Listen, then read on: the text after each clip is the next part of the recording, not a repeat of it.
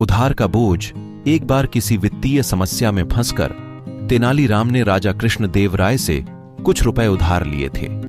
समय बीतता गया और पैसे वापस करने का समय भी निकट आ गया, परंतु तेनाली के पास पैसे वापस लौटाने का कोई प्रबंध नहीं हो पाया था।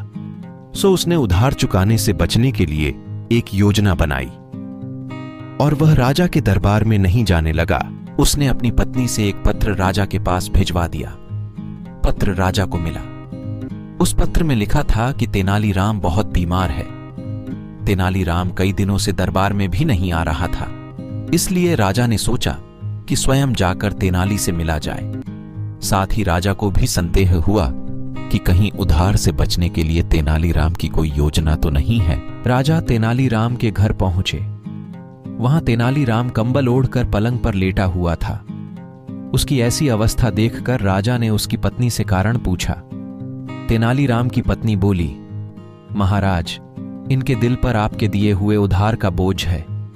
यही चिंता इन्हें अंदर ही अंदर खाए जा रही है और शायद इसी कारण यह बीमार हो गए। राजा ने तेनाली को सांत्वना दी और कहा, तेनाली, तुम परेशान मत हो।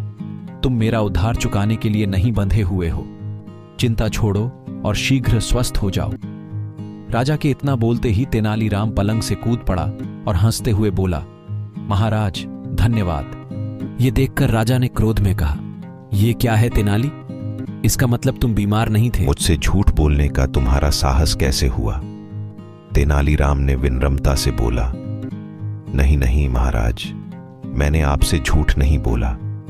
मैं उधार के बोझ से बीमार था। आपने जैसे ही मुझे उधार से मुक्त किया, तभी से मेरी सारी चिंता खत्म हो गई और मेरे ऊपर से उधार का बोझ हट गया।